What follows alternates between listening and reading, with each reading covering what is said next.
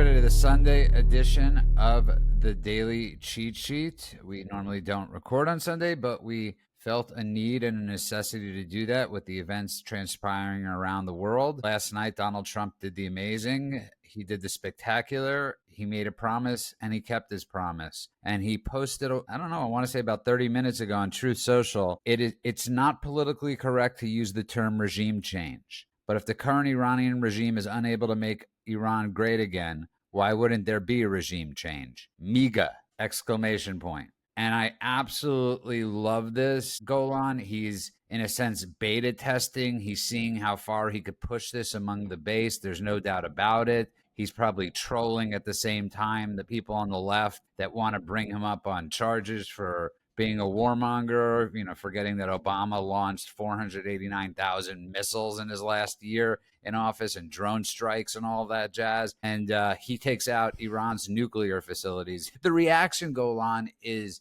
predictable, but it's still frightening at the same time. You think he might be trolling? That's cute. It's like you don't know Trump. This is classic Trumpian trolling, right? I mean, and I don't think there's anybody that's ever been more of a master craftsman of political theater than Donald Trump.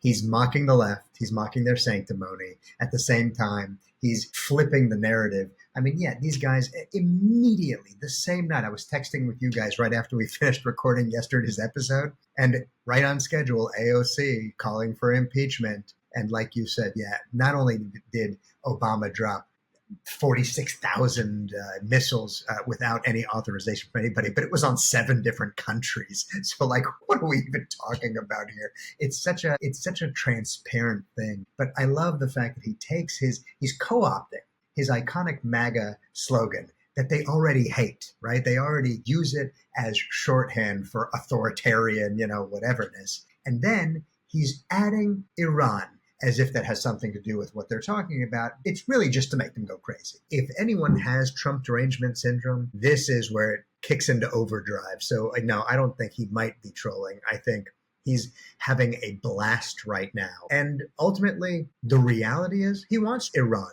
to thrive. That's the reality of it. He just wants them to thrive under a non-genocidal, non-nuclear leadership. And so, yeah, he's messing with them in terms of how he's phrasing it. But ultimately, what really is happening is I'm not destroying Iran by bombing these nuclear facilities. I'm helping them. And that is something that if they can't see, then they're lost in their own hate for the guy doing it and not what's actually happening. I agree 100%, but he also did put this out on Truth Social, which is a MAGA site, obviously. And I think he did throw this out there to see the response, because I don't see an other way of cleaning up Iran without the people rebelling and forcing a regime change. And I love how he said, this isn't to the left, the regime change thing.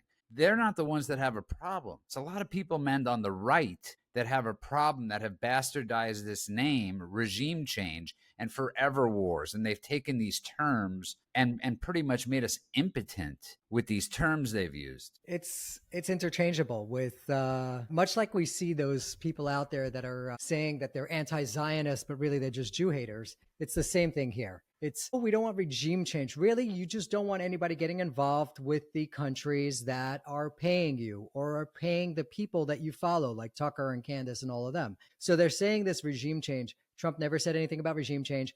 I don't even think he has a will for Iran. Like you're saying, he wants them to. It's not that he wants them to. He would like it. It would be nice if they choose prosperity and peace over jihad. But he's just saying, hey, I'm giving you the opening. I promised they wouldn't get a bomb. And it's really telling when you watch global news sites, CNN, BBC, they keep on talking to these Iranian generals and leaders and diplomats, and they go, we were in the middle of some sort of peace negotiation. Don't want a war. Liars. The bottom line is they were stalling. They do this again and again and again. There's no reason for them to have enrichment up to 60%, which would then go to 90% in a bomb. It's a breakout period. Not necessary. So you hear them talking and they're saying, but all the moderate Arab states have come out and condemned what the Americans are doing. Of course they are. That's because Iran is the biggest terrorist regime in the area, and they're going to bomb you if you don't put some daylight between you and what the Israelis are doing.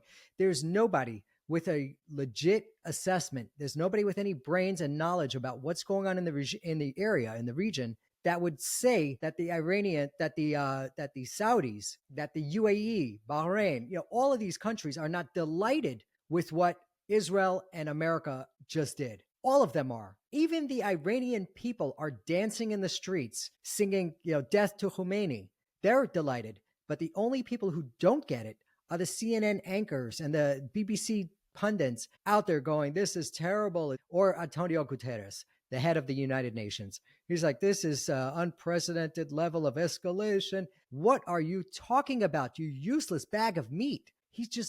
But he's the same guy nonsense. who, after October 7th, said it depends on the context. He was the heads of Harvard before they were the heads of Harvard. So fuck that guy. His actual statement was that it didn't happen in a vacuum. Like, exactly. What a fool! What an absolute letdown that guy is. It would be fantastic if there was an effective United Nations. If there was a United Nations that actually stood up for world peace, stood up for the little people. But that's not what it is. The United Nations is a bunch of messed up countries that vote on how to pull as much as they can from the fat cow. And the fat cow is the United States. Get us to fund all of this stuff. First of all, I agree with you. I don't think Trump is saying, I want you to have this prosperous society and therefore I will stay and I will help. And that's not what we're doing. And we all agree on that. What I mean by that is that he's saying to anyone who has a problem, we did this because it's the right thing to do and it will help the people of Iran, not hurt. That's what I'm saying. That was moral courage.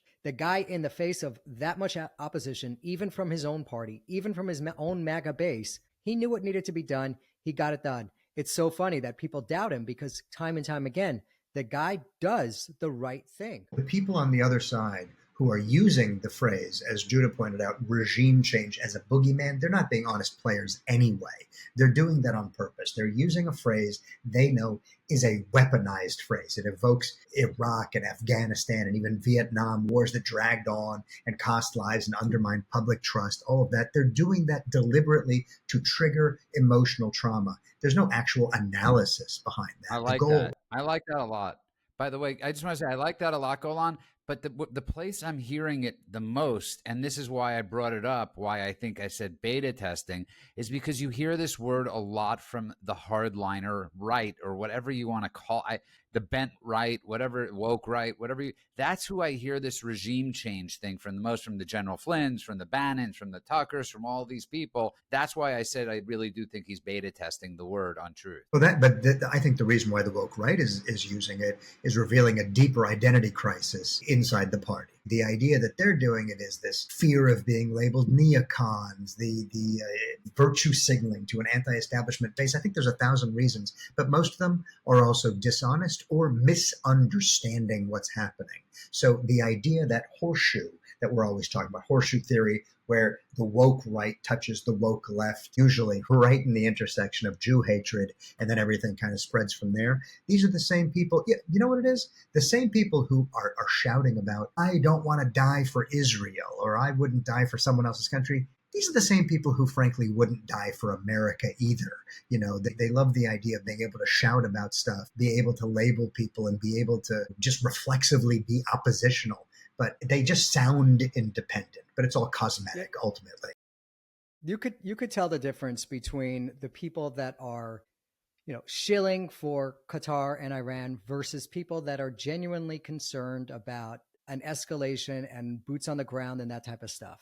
And the example that I would give is Charlie Kirk. He was hesitant about America getting involved in this, but at the same time, as soon as Trump pulled the trigger, he goes, listen, I trust this guy. We need to trust our president. We need to rally around the president. Now we need to figure out how best to protect ourselves and manage this thing because it's done.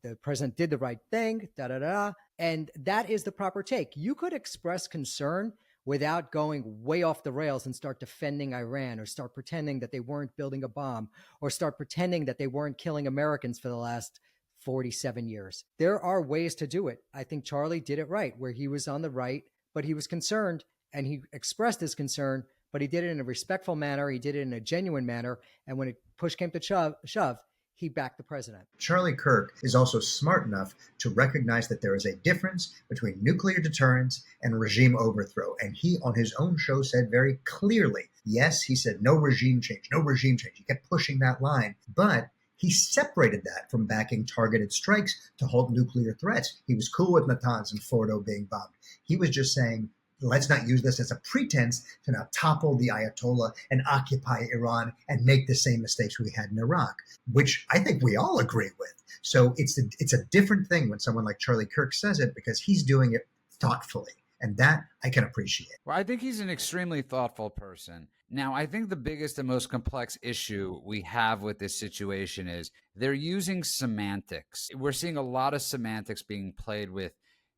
Nobody really understands. It's like, remember when, obviously it wasn't that long ago, so I know everybody remembers this, and Douglas Murray brought up the point, and he said, I've never heard so many experts on minerals. And when it comes to uranium and enrichment, we're getting these like bizarre, I mean, Marjorie Taylor Greene, obviously, I mean, none of us really know what much of this means is we just know that if you connect this dot and this dot, you get a big dot. Okay. I mean, that's almost how we have to say it. Like, we have to make a coloring book go on for Marjorie Taylor Greene and many people about connecting the dots of enriching uranium to the bomb, because that's really a huge gap we're getting. And it's an easy talking point for the people that don't want it taken out. Taylor Greene has no idea what the words regime change even mean. She throws that phrase around like a middle schooler and just discovered foreign policy on Twitter or something like that. It's ridiculous. She says whatever she heard someone else say, and she thinks she's supposed to say to look anti. She's parroting buzzwords. I mean, it's so obvious. Half the time when she says things, she doesn't pronounce them correctly because she read them off a piece of paper, but no one said them to her out loud. Look, ultimately, no one's calling for this, okay? So when she says it, she is literally just using whatever phrases are being used to, again, weaponize the concept to scare people. That's it. And, I was just, my wife earlier today went online. She very rarely goes on social media because she thinks it makes her dumber. I agree. And she decided for some reason to just look at what people were saying on Facebook. Whoa, what a mistake. But the first thing she read to me was, here, it says, my friend just posted that clause 2 of the Constitution. And then it went into this whole thing. And I said, now, do you think the person who posted that, who is like a postman in upstate New York, do you think that guy is a constitutional scholar who just remembered the clause, realized it applied to the situation, and decided to post about it to educate everybody? Or do you think someone else wrote that bullshit down? He copy-pasted it because now he gets to be one of the good ones. Fuck you and fuck Marjorie Taylor Greene. Okay. MTG, I don't know much about her. Honestly, I really don't know much about this woman. You know she's an idiot, though, right? I read a tweet this morning where she said, and this is the way It was a long tweet. I imagined her saying this. I don't know anyone who was killed by the Iranian regime, but I do know lots of people that were killed by the migrants that came here. I'm like, what is this woman saying? We have over 1,000 servicemen and women that were killed by the Iranians. They've been attacking our bases since 1979. So she doesn't know what she's talking about. Tune her out. That's what I'm doing. I'm tuning her out. I think she's far less dangerous than Ilhan Omar or Rashida Tlaib. Those people actually hate America. This one's just a dummy. There's a big difference. Yeah, I don't disagree with you, but at the same time, I really think when you're going down the path that Trump and Vance and Rubio and everybody else on the right side of history is going down, it helps to have your party behind you. It does. And when you have voices that are in Congress, remember, she's not a pundit or a talking head, so I get it. We don't know what part of Georgia she's from or how she got elected or any of that stuff or where there are debates, but she does have a vote in the House. But no matter how this plays out, the proof is going to be in the pudding. Trump moved the United States Embassy from Tel Aviv to Jerusalem, and everybody said that's going to start World War III, and it didn't. It worked out great. Trump just took out the Iranian nuclear problem, which was a problem for every single president before him. It is not going to set the world on fire. It's going to make the world a safer place. Now, worst case scenario. What's a worst case scenario? China or Russia gets involved? They're not. Russia just came out and said that there's more Russians in Israel and therefore, or Russian speakers in Israel And they just need to take that into consideration, meaning they're not going to do anything. China's not going to do anything. So the Iranians might do some sleeper cell attacks. They would have done that anyway. And who enabled it? Their previous administration with their open borders, which is, it's a terrible thing to say, but it just proves the point that Trump had to lock down the border. He has to evict these people. It just makes his case stronger. So I don't see an attack on U.S. soil is definitely a terrible thing. And I pray to God it does not happen. But I don't see anything that will damage Trump from this. What he did was great. It made the world a safer place. And the MTGs and all of them are going to have to shut up because the proof is going to be in the pudding. The results are going to speak for themselves. Look, I just want to say I agree with what you're saying. Proof is in the pudding. Obviously, I think we're all on the same page about that.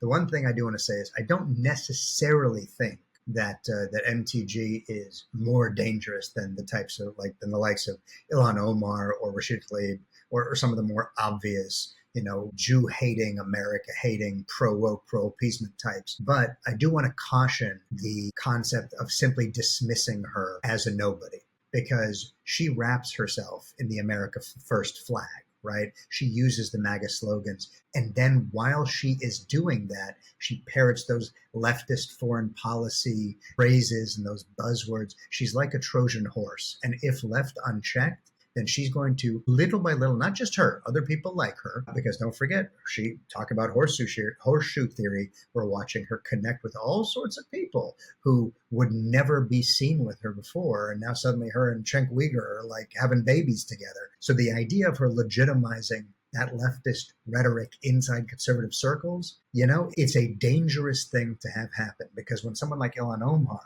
says no regime change, what we hear is whatever, and we roll our eyes. But when she says it, all we need is one or two or three conservatives to start hesitating, thinking like, wait a minute, this is from inside of our party. And then she's giving cover to cowardice. And we just have to be careful about seeing that as nothing.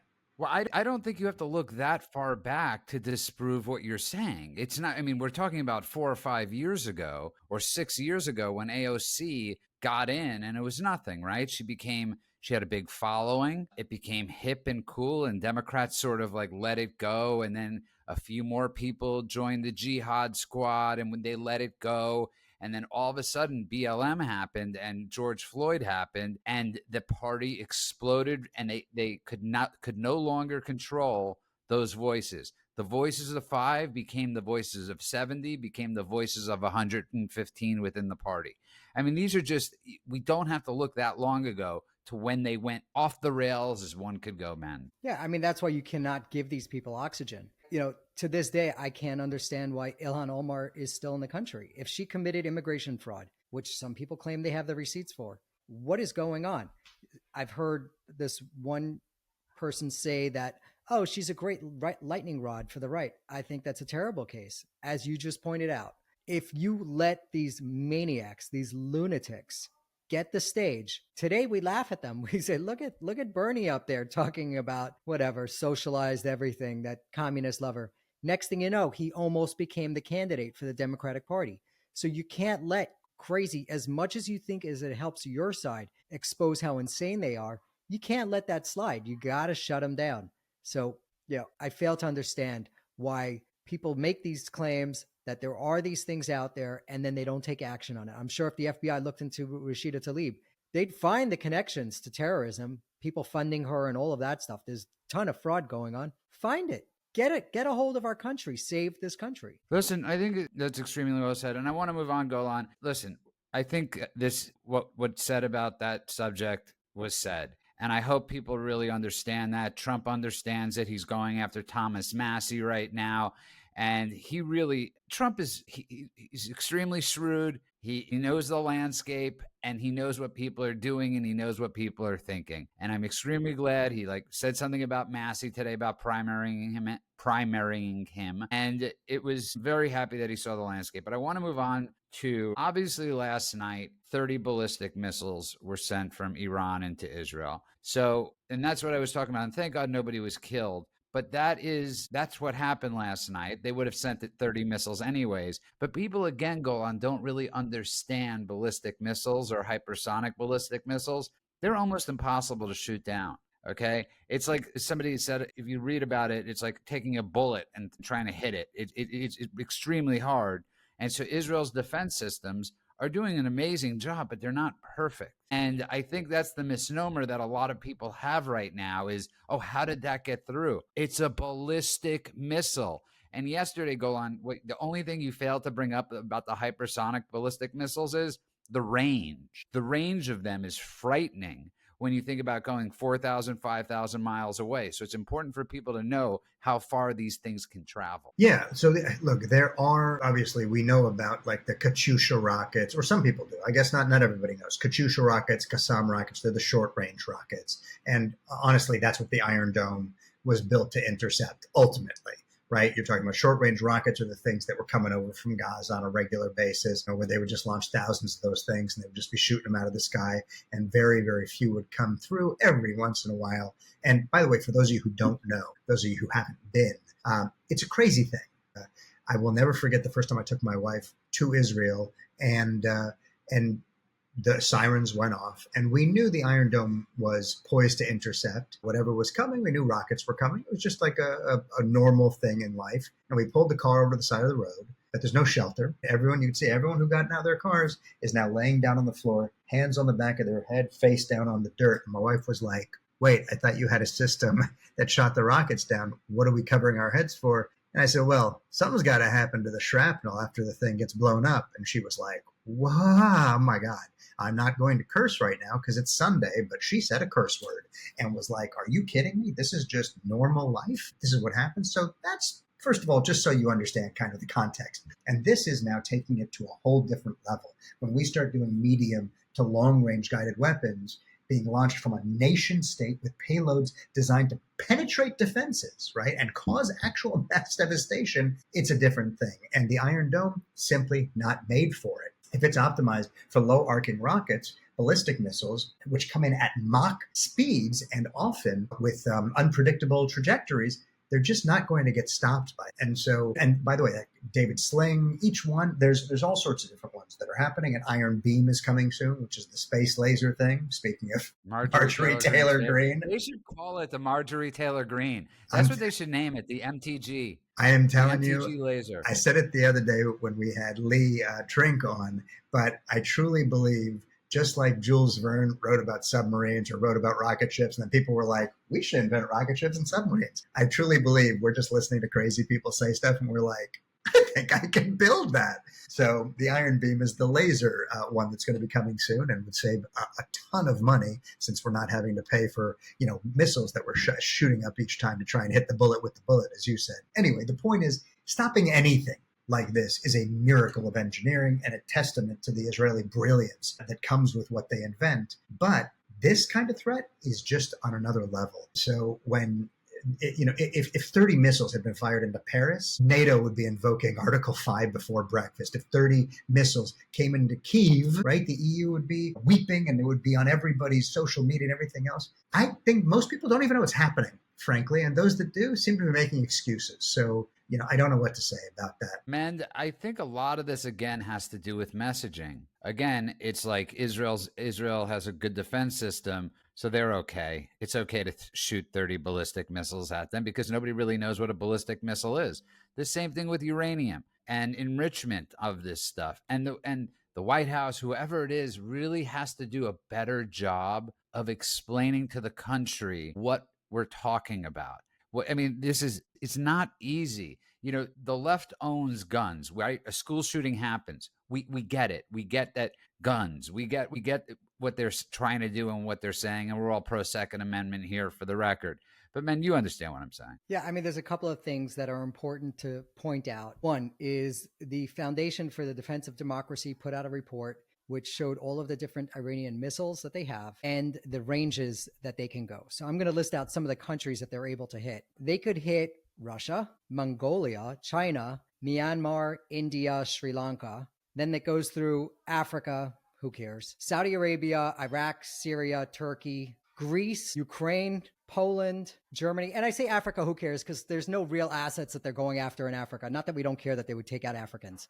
I mean, we're talking about Germany, Austria, Croatia, Serbia, Bulgaria, Turkey, Ukraine, Belarus, Moscow, Lithuania, Latvia, Estonia, Finland, Sweden, Denmark, Germany. I mean, these are all countries that they could hit with their rockets, their missiles. The other thing that's important to note is that they've been shooting cluster bombs in these missiles that they're shooting over to Israel. They're loading them with cluster munitions, which is illegal according to the rules of war, and they're shooting it into population centers. They're shooting it at cities. Zilch, nothing from the United Nations. All the people that were so outraged over every little death in Gaza, which is a just war, have said zilch about this. So when you talk about getting the word out... Can we just explain to the audience what a cluster munition is? Absolutely. So you load your missile, you send it your 3,000 miles.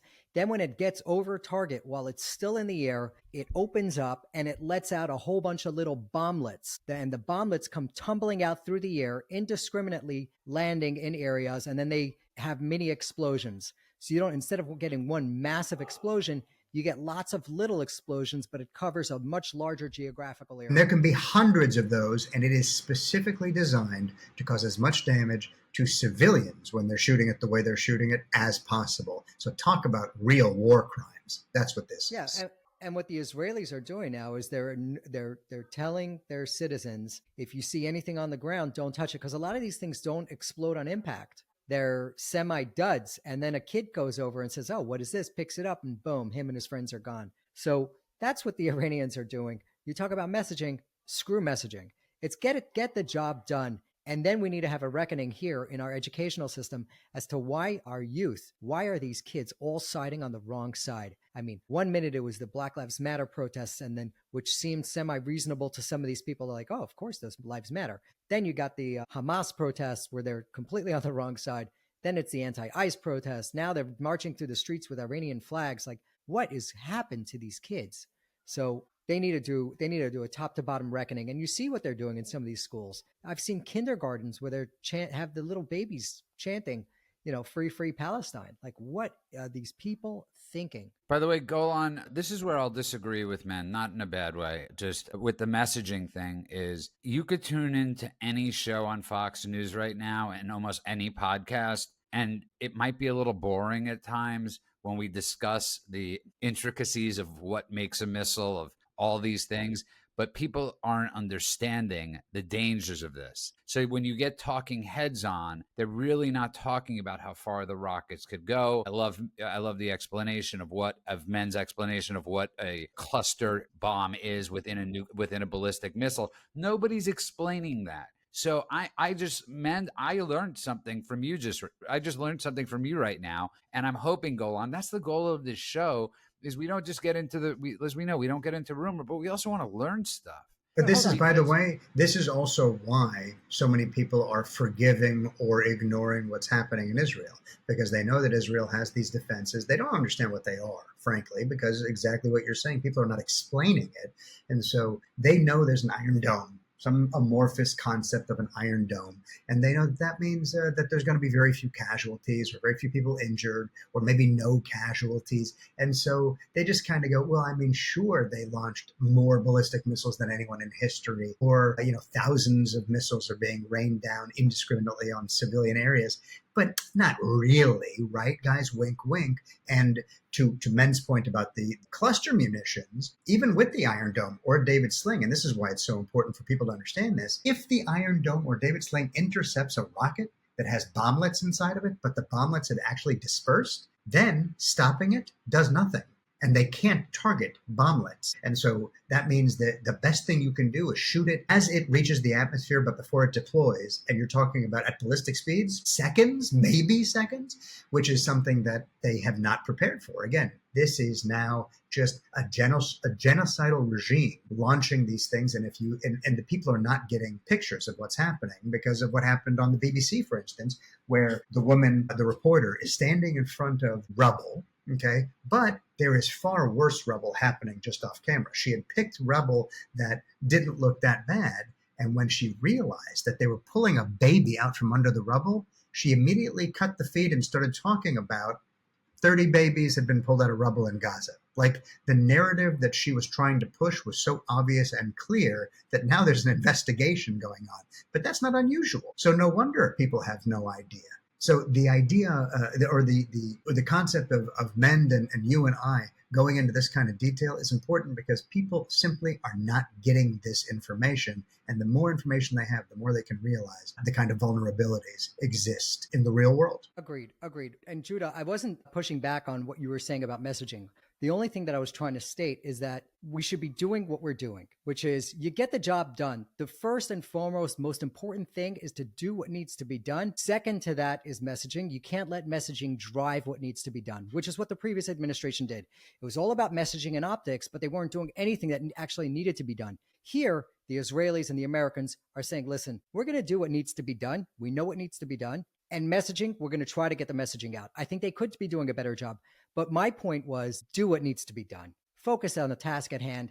Get the job done. The proof will be in the pudding. The naysayers will always say nay. You try to get the message out as best you can, which is kind of what we do here. You know, we're not partisan. We are bipartisan. We're open. We're rational. We're honest. I think the key word is honest. We're honest about what is going on and what needs to be done and what is happening. So that's kind of our utility, our usefulness. Yeah, that's the purpose we serve. But no, I got to be honest though, man. I agree 100% with what you're saying. It's just not sexy. So they don't spend 20 minutes on Fox News talking about this or any other place. They're not going to spend time talking about this. It's sort of like Golan, the reference would be and messaging would be, and I want to move on after is like, if you tune into a finance show, you're tuning in for finance. If they start discussing the history of finance, you're going to be like, you know, you're going to start zoning out. So you're specifically tuning in for certain things. And I sometimes think news organizations are really, I mean, we know what they are, but it's a level lower sometimes when they don't get into the explanation of what's going on, when they don't get into the, you know what the word I'm looking for that I cannot think about. It would be doing the public a great service if they actually explain what's going on. I know you're moving on. I'm just going to say you don't necessarily sell ads and sell airtime by doing that stuff because it's not sexy. You get the buzzwords in, you get the rage in, you get the fear in, and you move on. And if it's really about education, the news is not where you should be going. Right. But the problem is that's where people are going, right? They're going for clickbaits. They're going for all these things. Everybody's tuning into Fox News. The coverage was there all day today. I even offered Mend my Fox News Fox News code that I borrow from my parents. He did not want it. I want to get into one more thing because I really, actually, it drives me crazy. It's driven me crazy for a long time. Barry Goldwater, I often talk about this. I know nobody knows who that is, but Google Barry Goldwater, and he was a maverick that ran for president. He knew he would never win, but he was famous for saying things like when they asked about gays in the military, he said, the only thing I care about is that you could shoot straight. And he was before his time. But Mend, one of the things he often talked about a lot was getting the United Nations out of the U.S. And it was a big thing of his. And I want to say it was the Birch Society too, but people could correct me on that. Golan, you could correct me on that later. But that was a big thing of his, Mend. And the fact that we have Iranian people right now in the United Nations, as this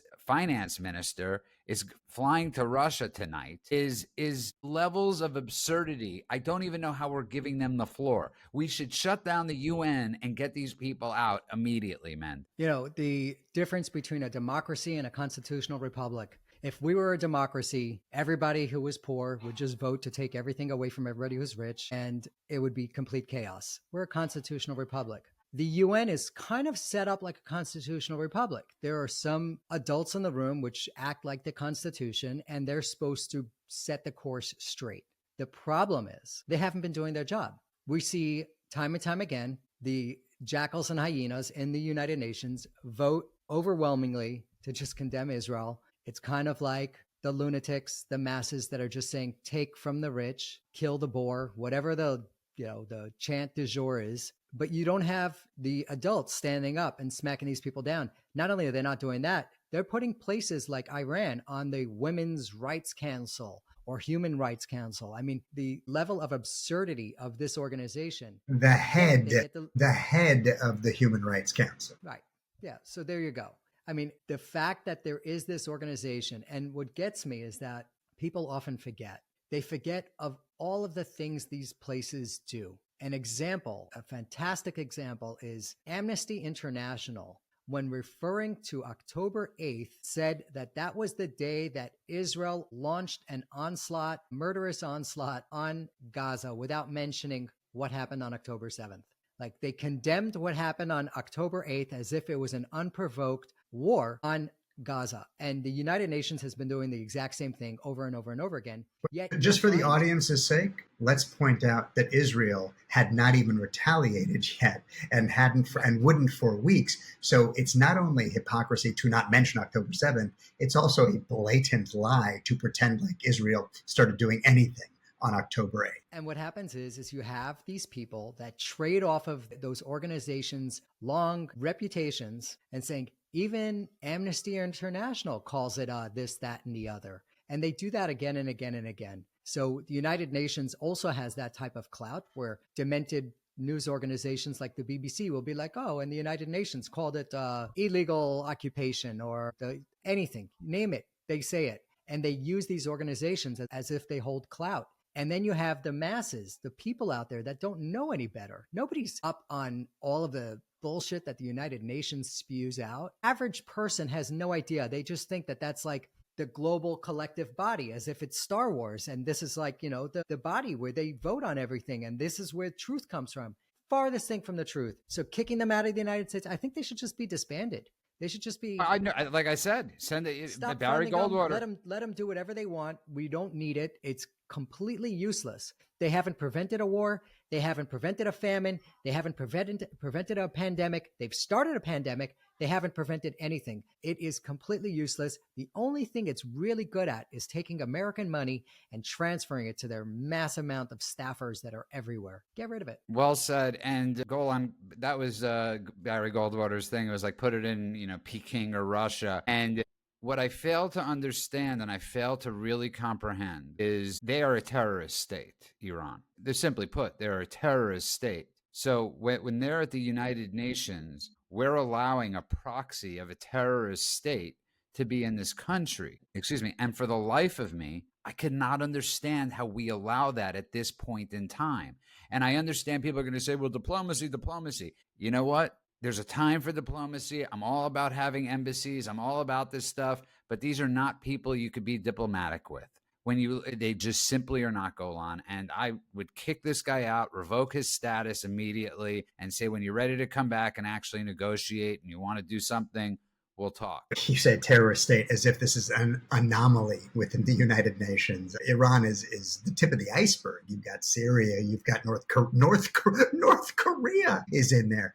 Qatar's in there, Turkey's in there, Pakistan's in there, Lebanon when they were under Hezbollah control. I mean, forget all that. Just Russia alone right now is a permanent member of the UN Security Council. They get veto thing the United States gets to do. It's just a ludicrous organization, top to bottom. And as men pointed out, they haven't stopped anything.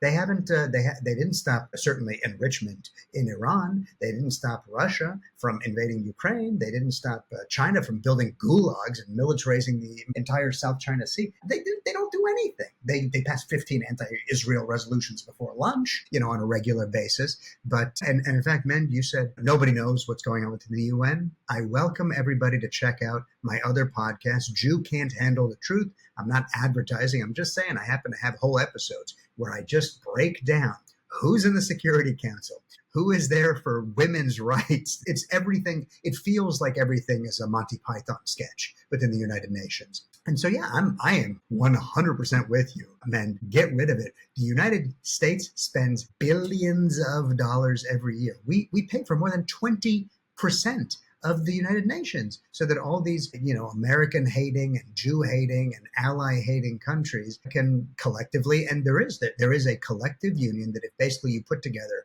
communists and Jew haters and America haters and, everybody who's looking for destabilizing the world and everything else, you put them together, they can vote any way they want, and they do on a regular basis. So the idea this is a corrupt organization, that's like saying rancid meat is not good for you. It's way beyond. And by the way, just for the record, brilliant point, man. I was the one that said get them out, okay? I was quoting Barry Goldwater, so give me the credit. I get no credit here, Judah gets credit. I call those people, the jackals and the hyenas. That's what they are. They feed off of the big carcass, and they're all trying to feed off of fat America. So I don't even know if we should kick them out, because as soon as you kick them out, you're going to have some other country that wants to gain some sort of clout. They're going to invite them in. I say keep them, but defund it. Defund it. Ignore if there's a way to clean it out, this is something that I've talked about in the past, which is the United Nations at one time wasn't necessarily a joke. When they first got put together, there was something behind it. There was a reason this existed. There was a reason why the United States, was covering things. And so the idea that now it has been hijacked, which is the perfect word for it. And as you pointed out, now people can go, well, the United Nations said it, or Amnesty International said it, or Human Rights Watch, or I don't know, the Red Cross, or the ICC, or any of these, the WHO, any of these other corrupt organizations, Oxfam, et cetera, et cetera. The list is endless of organizations that at one time were started usually for some kind of benevolent purpose and then got hijacked is endless. So instead of getting rid of it and letting someone else continue to quote it later, I say go in with a flamethrower, get rid of all the people who actually are making it a corrupt, useless organization, and rebrand it, rejigger it so that actually it can do something and have its purpose, actually be useful. I think you hit the nail on the head, is that they should treat it like the G7, where it's a invite-only club. Right now, the United Nations lets everybody in. So you have these extremely messed up countries. They get to be the head of all kinds of organizations. Example is the Iran head of the Human Rights Watch, where they hang more people per year than anyone. That type of stuff. You kick them all out. You whittle it down to a group of nations that are like-minded. And if someone's a terrorist state, they get kicked out. And then the other nations that stay in get to decide how badly they're going to bomb that terrorist state. Like, really, turn it into a useful tool, or get rid of it altogether and just defund it. Well said, both of you. And I want to close it out with this. We're on heightened alert right now. The American government put it out, obviously, after last night. And this is the problem I go back to with these. Listen, obviously, there have always been people that have been skeptical. And Lord knows, I wish we would have been more skeptical of the government, right? If you're a fan of the X-Files, I know Golan is for sure a fan of the X-Files. The whole point of that show was, it wasn't about aliens. It was about what the deep state. It was a total tale of the deep state using aliens as sort of the protagonist. Is that the right word, Golan? And No, but that's okay. We all know what you mean. Keep going. Is it the antagonist? They were using it as the. They were. So getting back to it, though, we all know that there have been a ton of false flags. I hate using that word. A ton of horrific things the CIA has done, the FBI has done, any organization, initial agency has done some deeply bad stuff. Go on.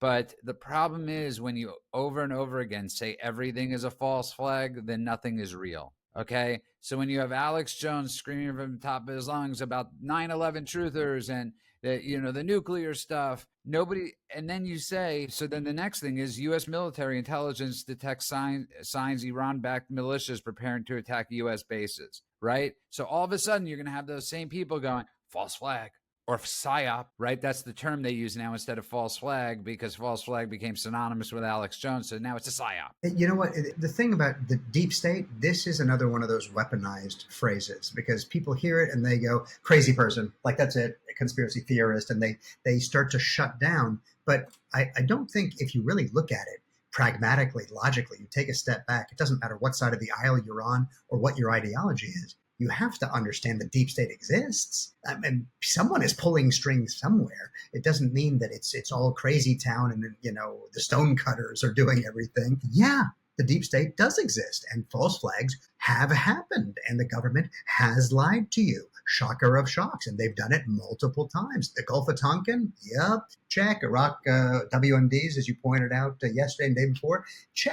Sure. FBI infiltration into protests? Yeah, check. Like, these things have happened. Sure. Did they suppress Hunter Biden's laptop? That, by the way, guys, even though that's on the other side, that counts, right? So this happens over and over and over again. But When everything becomes a false flag in your mind, then you stop thinking and you just have started hallucinating. And if you're getting into the state of mind where everything is a psyop, then it's like that saying, when everything is a nail, nothing is, right? So if someone fires a rocket at Israel and they go, oh, that's the Mossad did it, right? Or someone opens fire on a crowd of people and they're like, no, it's MK Ultra. Like, there's 1,000 ways to do that, and you can just pretend over and over and over again that you, or not even pretend. I think these people believe it. I think they've been brainwashed into believing that these things are all just conspiracy theories.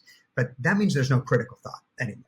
That means you are no longer looking at things objectively. You're no longer thinking about what, first of all, okay, I'm going to take it a step. If you see, I'm going to use this particular example. If you see Iran launching thousands of missiles at Israel, and your initial reaction is, this is a Mossad false flag to make us feel bad for Israel, you don't know your history. You have not learned anything about the region. You have not understood anything about what the Ayatollah has been promising. You have not understood what the Israelis on the ground simply want to do, which is just live their life quietly. You have just bought into everything that one side is jamming down your throat. You have become the useful idiot that is repeating all of the nostrums that are helpful to those that are using you as a manipulative tool. So it's not just a matter of, hey, please think clearly. It's also, hey, stop being a tool for those that you are trying to expose. Very well said. So I just saw two things. One is that the U.S. did try to reach Khomeini a couple of minutes before the strikes to give him one last chance. They couldn't get in touch with him, so kaboom. Couldn't get in touch with him. Couldn't get in touch with him. Man, if only he had Starlink. Well, he said that iPhones are haram, and haram is something they're not allowed to have in Islam. It's all bad. It means crap. That's what that's what they're not allowed to have. But man, to the bigger point is, if we do have to take things seriously, and again, this will be used for many people to say, you made a mistake. We shouldn't have taken out their nuclear sites, because we're going to have are these things going to happen on the ground? Are they not going to happen on the ground? If they do, it was Trump's fault. If they don't, it was Trump's fault. No matter what, it's Trump's fault. But as we were talking before the show, you said something that I found really funny, because I said, well, what happens if there is something? They'll check every mosque. Yeah, and your point was, you were saying that the Americans should start checking all the mosques and look for these guys, the sleeper agents that have come here. I was like, they don't go to the mosques. They know that's where people are looking for them. They're all in strip clubs. It's the one thing that they don't have back at home, and they go nuts for that stuff. So I actually thought we should be piping in Pornhub straight into Iran. All those countries would be so much better off if they allowed porn. Maybe some more hashish and some porn, and everything would be great. But I'm not allowed to curse on Sunday. All right. Well, there's a difference between cursing and bringing up a thing that might save society. Yeah, we're just trying to help save lives. I mean, the 9/11 attackers, they practically lived at a strip club. That's all they did the entire time. They were just, bin spanking and bin spanking, was sitting around and spanking at the local strip club.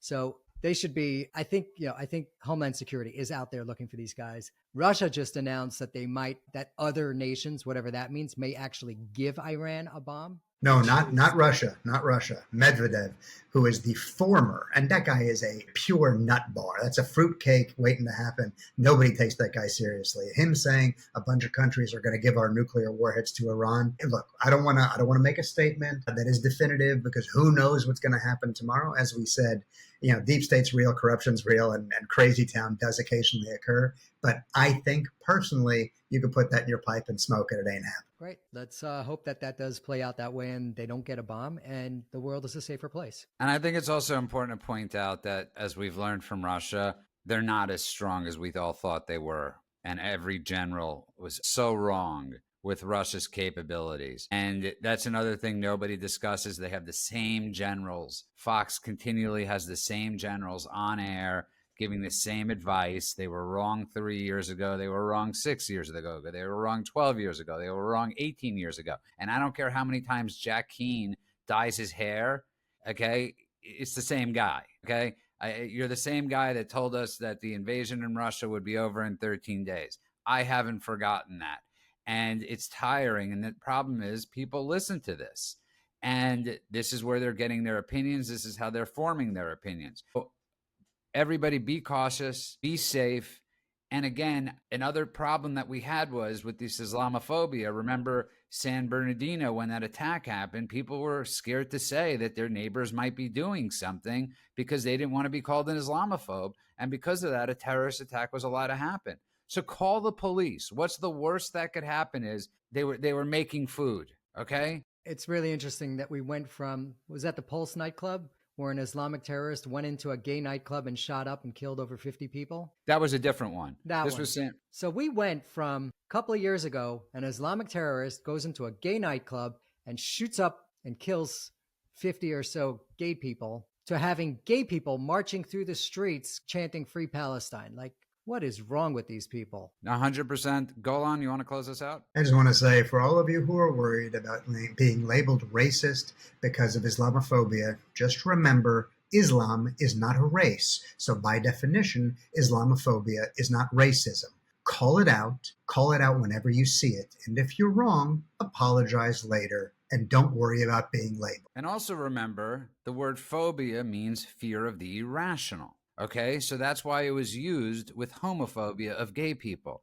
Okay, that was an irrational fear to have any fear of gay people. When you have 150 million Muslims running around that believe in Sharia law and that are somewhat militant to mid-level militant to super militant, that's not an irrational fear. That's actually going on. We're witnessing it right now. So don't be scared to use these words. You know, we got to take these words back. They invented Those suicide bombing. They invented hijackings. It's not a fake. It's a fake term to scare rational people, not to say the obvious. So there are plenty of great Muslims out there. I'm friends with some. We know them. There's tons of lovely Muslims out there. There's also a crazy amount of insane lunatics that happen. Because if only 1 or 2% of the global Muslim population is truly militant, is truly jihadi, violent, openly supportive. Yeah, you know, but between 10 and 20%. No, I understand that. What I'm saying is, for all Even of if you, it's right.